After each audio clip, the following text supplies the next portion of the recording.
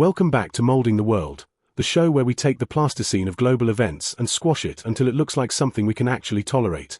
It is May 6, 2026, and today we're looking at a world that is becoming increasingly compact and, according to some, crowded. We begin with the latest maritime masterpiece from the 47th president. Trump has officially launched Operation Freedom. I've seen some profound moments of diplomacy in my time, but this makes the Treaty of Versailles look like a disagreement over a game of snap. The Americans are now providing direct guidance to commercial ships in the Strait of Hormuz. In layman's terms, they've turned the world's most dangerous waterway into a gated community. Trump is essentially offering a valet parking service for oil tankers, provided you don't mind a few guided missile destroyers as your security detail.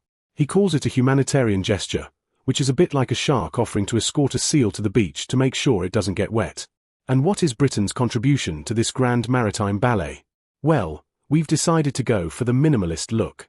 Yesterday, the Royal Navy quietly retired HMS Iron Duke. Now, this wasn't just any retirement, it was a masterclass in British efficiency. We spent £103 million on a refit to make sure she was top of the line, only to take her out of service 2 years early. It's the maritime equivalent of buying a bespoke suit, wearing it once to a funeral, and then immediately donating it to a charity shop because you've decided to become a nudist. Her retirement leaves us with exactly 5 frigates. We have more fingers on one hand than we have operational frigates to defend a global island nation. But while our navy is disappearing, our guest list is apparently growing. I've just witnessed a moment of spiritual preparation so profound it makes the rapture look like a poorly planned bank holiday. Reports are surfacing that the White House has been summoning pastors to secret briefings. The message? Prepare your congregations. Apparently, the government is about to drop the big one. They're talking about alien disclosure. According to prominent preachers like Perry Stone and Bishop Alan Didio, the intelligence community is worried that when the truth about non-human intelligence comes out, it's going to make the book of Genesis look like a rough draft. It's a bold move. If you can't fix the inflation on Earth, you might as well distract everyone with the neighbors from the Andromeda Galaxy. Trump has been teasing very interesting documents for weeks, and it seems the clergy are being drafted as the first line of defense against a planetary identity crisis.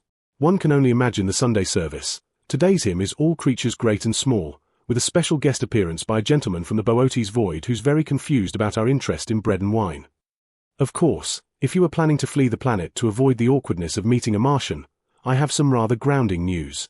The airline industry is currently imitating a lead balloon.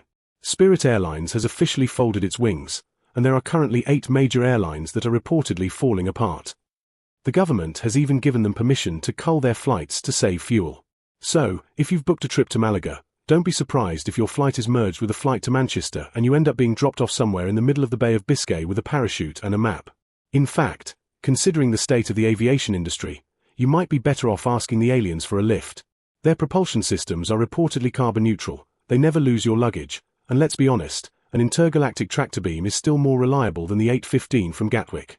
Besides, even if the rumors are true, a good probing is no worse than the average experience at airport security. At least the aliens don't make you take your shoes off and bin your expensive toothpaste. In summary, Trump is playing valet in the Gulf, the Royal Navy has fewer ships than a bathtub at Christmas, the pastors are being told to make room in the pews for little green men, and the only thing taking off in the UK right now is the price of a loaf of bread. We are truly molding a new world. It's just a shame that the world we're building seems to be primarily composed of closing down signs and extraterrestrial handbooks. Good night, and if you see a light in the sky, don't wish upon it. It's probably just a US Navy drone looking for a ship to escort, or a very lost tourist from the Sirius system looking for a Greggs that isn't boarded up.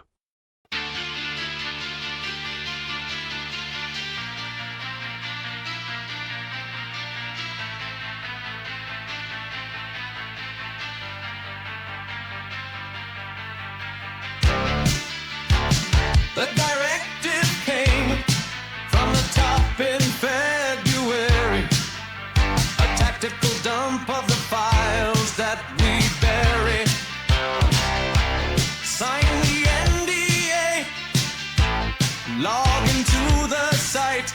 The Pentagon is molding the source of the light. We've got the pastors in a Zoom call briefing, trying to keep the national peace from leaving. It's not an invasion, says the man in the tie. It's just a new neighbor from the edge of the sky.